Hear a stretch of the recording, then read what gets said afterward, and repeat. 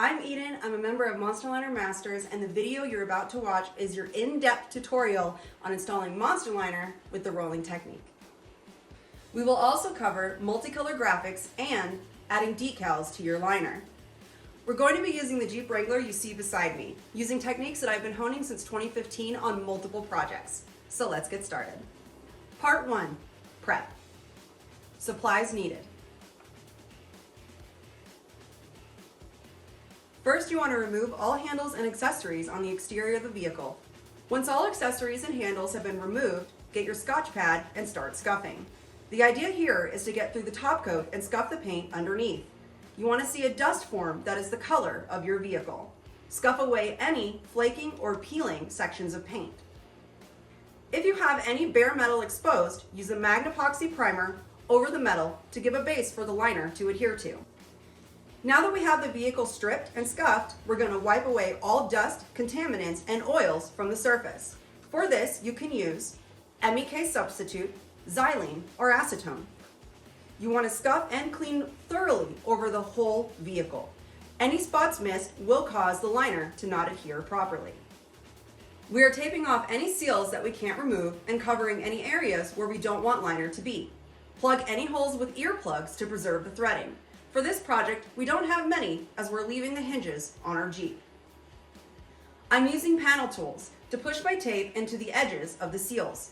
You can also use a stir stick or other thin item to do this. We want the tape to be between the seal and the metal. If you have body armor you're wanting to line, do the same steps, but use 80 to 120 grit sandpaper to scuff the body armor, depending on texture. This will give you the best adherence of the liner. Now that we're all fully prepped and masked, we can get started with the Monstaliner. Part 2, install. Supplies needed. Don't forget to practice proper PPE with Monstaliner. Work in a well-ventilated area, wear a respirator mask, and proper gloves when working with this product. Add your liner to a bucket. Use a stir stick to scrape any liner remaining in the can out. Add your catalyst and your color. Monstaliner has over 74 colors to choose from. Today, I'm starting with Killer Beige. Mix for 3 to 5 minutes with your paddle mixer until the liner is a uniform color. Grab your S8 reducer or acetone, MEK, or xylene and keep it close by. If it's particularly hot or humid, you will want to add a light layer on top of the liner when you step away to keep it from setting up too quickly while working. Mix it into the liner when you come back to refill your tray and add again when you step away. Master tip: use scissors to trim the edges of your rollers at an angle. This will reduce parts of the roller coming off into your liner during install. Monstaliner gallons cover 60 square feet with 2 coats. Quarts cover 15 square feet with 2 coats. You will have some show through on your first coat, but you should see that as a thick layer of color. Use your brush to apply liner to hinges and tight spaces, and then run the roller around it to blend it into your overall texture.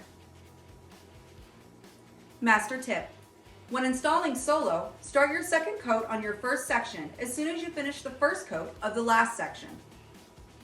If you like a more textured look, go back and back roll your liner with a less wet roller after your second coat to give it a heavier texture. Pull any tape the liner touches as soon as your second coat is finished. If you fail to do this, the tape could be permanently embedded in the liner and cause your edge to lift. As you can see, we have the first color fully on our vehicle. Now, if you only do one color, you can put your vehicle back together after 24 hours and hit the road. It takes about 5 to 7 days to fully cure. So if you use this in a truck bed or a tub, make sure to give it that full week to cure before tossing anything into the back. For our project, there are some sections of the Jeep that haven't been coated with the Killer Beige. We've let the Jeep sit overnight to allow our first color to cure. Part 3, graphic design. Supplies needed. First and foremost, with two-tone projects, save yourself a little bit of money. Plan out where your colors will overlap and won't. That way you can buy the appropriate amount of product for your project. To mask my graphics, I'm using Scotch 3M 233 Plus tape in 1/2 inch. and 3M Automotive masking tape in 1 inch. As you lay out your tape for your graphics, make sure that you don't pull it too tightly so you can press it into the texture of the liner. This will give you the sharpest line and the best outcome for your project. Master tip: use an ink brayer or vinyl roller to press the tape into the texture of the liner.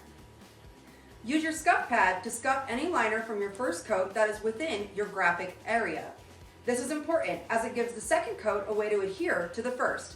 Once you are finished scuffing, wipe it all down with your cleaner again and give it a few minutes to evaporate. Replace any tape that is lifting or damaged after the scuff and wipe. Use a wipe tape to seat your line tape, then mask any exposed areas fully. Rollers do splatter a bit, so protect the first color as much as possible. Once you're happy with your masking and you double check all of your tape edges for lifting, you can go ahead and start on your secondary color. For our project, we're using Read My Lips. When I do graphics, I try to start my roll in between tape lines and then lightly work my way to the edges. Use light pressure when rolling graphic lines. This reduces bleeding under the tape. Again, using a wet roller, I put on my second coat, doing this very lightly. Pull all tape and masking on the vehicle once the second coat is completed. Master tip: if you do get a spot of your second color on your first, use your cleaner as soon as possible to wipe it up. Quick and easy. Our Jeep is nearly done. Our two-tone graphics are completed. All handles and accessories will be installed later today. If you want to do more than 2 colors, continue to repeat the steps from this part. If you're interested in installing decals to your vehicle, then continue watching. Part 4, installing decals. Supplies needed. A lot of people have trouble installing decals to bed liners, but Monstaliner is different. It has a smoother, more epoxy-like finish, which is perfect for decals. Big or small, you can install them to Monstaliner without issue. Let's break it down. Step 1, cleaning. Step 2, measure and place. Step 3, make sure you lightly press the decals into place before peeling the transfer tape. Take your roller and press them a little more firmly. Step 4, peel transfer tape. As you peel your transfer tape, use your roller to continue to press the decal as you work your way down.